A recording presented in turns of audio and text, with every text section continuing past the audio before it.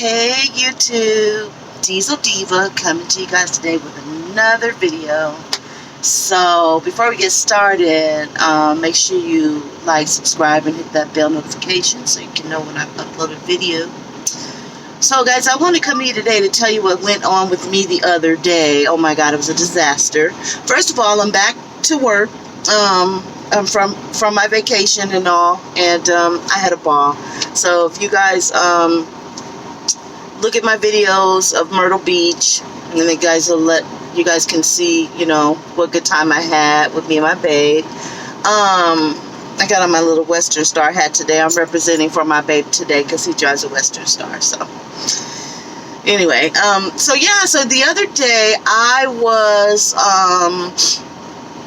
driving, and I picked up a load in South Carolina, which, by the way, I'm so glad I'm out of South Carolina, being as though the hurricane is coming and all. Oh, sorry, my nose is running. Picked up a load in South Carolina, and I drove on my way to Ohio. So I drove, and I stopped off in right before I got to North Carolina, and I had to slide my tandems because after weighing, you know, I was a little bit overweight. So I went ahead and slid my tandems, and I knew that there was 2 scales that were going to be coming up. I had this guy, he actually helped me, and he was like, well, there's 2 scales coming up, so you want to make sure that you are okay as far as your weight is concerned, because you don't want, you know, them to stop you or whatever, give you a ticket. So I said, okay, fine. So he helped me and all, and as a matter of fact, I have my weight ticket. Let's see if I can find it really quick. I have it right here. So the first time that I weighed, I was substantially over.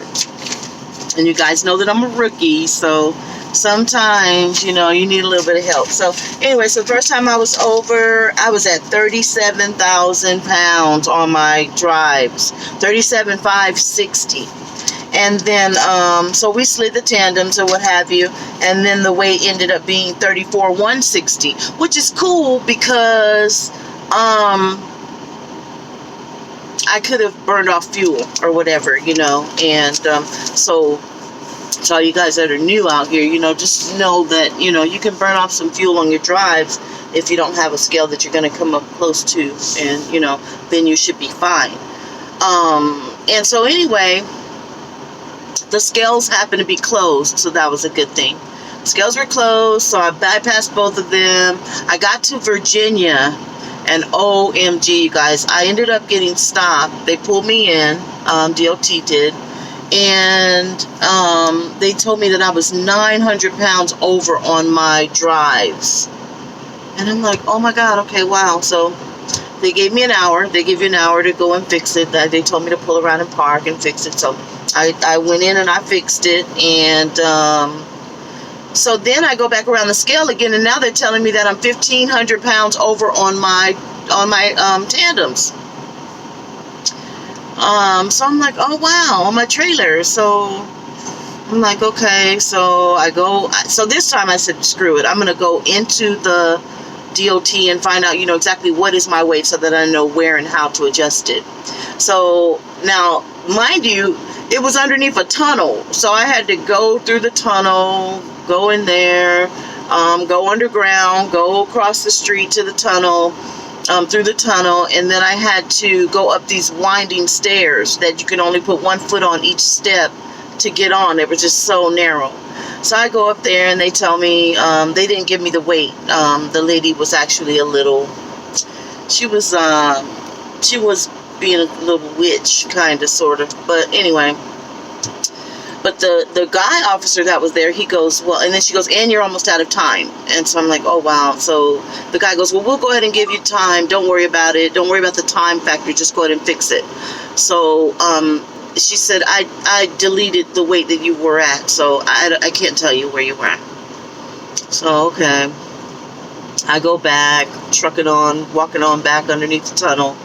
So then I'm still trying to fix it, and I couldn't get my pins to go in, and not realizing that you have to supply air to the pins. Duh. So eventually I finally charged the pins or whatever, charged it, and then I slid. I was able to push the pins in. So they went in, and I went ahead and adjusted again. So then I go and I weigh again, and they go, come in with all your paperwork. So at this point, they're going to give me a ticket. They gave me the ticket, and then they told me that, which is what they should have told me at first, what they could have told me, because the one guy had asked, do you have any advice for her? You know, can you tell her what to do? And so he told me, no, I don't have any advice for her. Now, I heard that West Virginia, you know, sometimes they trip out, whatever. So anyway, I get the ticket, and then he finally tells me, slide your fifth wheel up a few notches. So then I have to go back, slide my fifth wheel. Now, mind you, I don't drive at night. Very rarely do I drive at night. So it was getting dark, and I was in Virginia, and I was in the mountains about to cross over to West Virginia. So I'm thinking, oh crap, I gotta hurry up. So I'm doing what I gotta do. Didn't really know exactly how to slide it. So I ended up calling my mentor. After talking to my company, we were going back and forth, and then they also told me, slide my fifth wheel. Okay, fine and good. I'll tell you one thing about it is, every time something happens to me, it's a lesson learned. You know what I mean? So I know what's going on and how to do it and how to go about dealing with it the next time. So it's all a lesson learned, and it's all, you know, part of trucking. So I slid my fifth wheel, and I ended up sliding it so far, so close to the truck. Oh my God, it was so close. I was so uncomfortable with driving that way. But at this point, I was like, man, screw it. I got to get shut down, because for one, my clock's running. I had spent probably about 3 hours at DOT dealing with that, and dealing with the company on the phone, and talking to them back and forth, and then trying to get back in contact with them, and being on hold forever. And so at this point, I said, screw it, I'm going to just go ahead. Look at my hair. Wow. It's a little oily. Anyway, that's besides the point. So anyway, I got to the point where I said, okay, well, I looked on Trucker's Path, and I always have that going while I'm driving. And I decided, well, I'm going to stop over at a rest area. So I found a really nice rest area, and I mean, it was really nice. So I went ahead and shut down there, and everything was fine. So I got up the next morning. I checked my load. I still had about 200 miles to go. So I went ahead and I did that. Everything was fine. Checked my reefer temperature, checked my load, checked everything, did my pre-trip, got going. So I got driving, started trucking. I stopped off at a Love's in West Virginia, and I made breakfast, and I checked my load again, checked my reefer temp, checked everything, and then I had another 100 miles to go. So I had about 30 or 40 miles to go before my fuel stop. Or no, I take that back. I had 100 miles to go before my fuel stop. So I went ahead, got to the fuel stop. That was no problem. Fueled up, got ready to go. And then when I pulled up to the customer, do you know what they said to me? Oh my God. They said, is there any reason why your temperature is at 36? Now, mind you guys, I'm hauling Nestle. I'm hauling frozen product. And all this time, my reefer had been set at -1. I go, no. And I'm looking at her like, no, it should be at -1. And she goes, yeah, well, it's at 36. And I go and I'll go over and look, and I go, oh my God, do you guys know somebody at my fuel stop, someone tampered with my reefer? And not only did they tamper with the temperature, they put it on continuous instead of start and stop. Thank God the customer decided they were going to go ahead and take the load. They did have me sign for it, so that, you know, I guess if there was anything wrong with the load, I'm taking full responsibility for it, I think. But anyway, the guy said, whoa, I can't afford to pay for that. But anyway, just a rookie truck driver. I just started.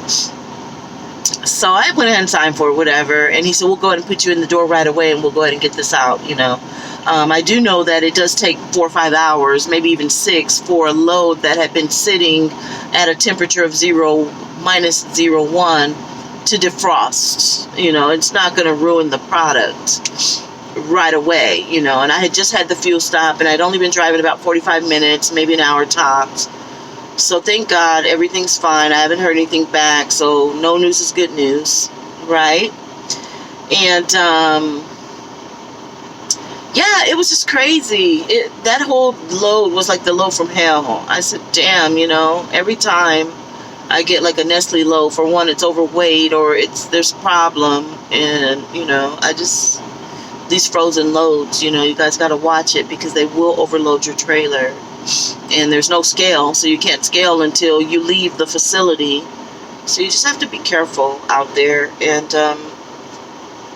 so that was my story, and that was my journey, and that was my situation that I had for this last load, getting back on the road for the first time after going on vacation, right? I'm like, wow, what's the worst that could happen? But at least I didn't get a flat tire. At least I didn't get, have any brake problems. At least I didn't, have a valve issue or anything like that. So I'm now in Ohio, and I'm going to go and pick up a load tomorrow morning. It's actually Labor Day weekend. I was able to sit and have a 34-hour break, which is cool, over the weekend for Labor Day weekend. Tomorrow's Monday. Tomorrow's actually Labor Day, so we're going to go ahead and pick up a load tomorrow and head on to Cedar Falls, Iowa.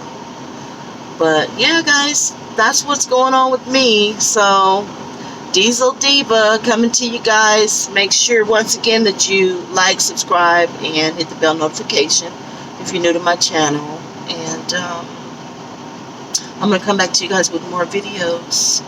So also leave a comment below, let me know your thoughts, and I hope you guys like the video.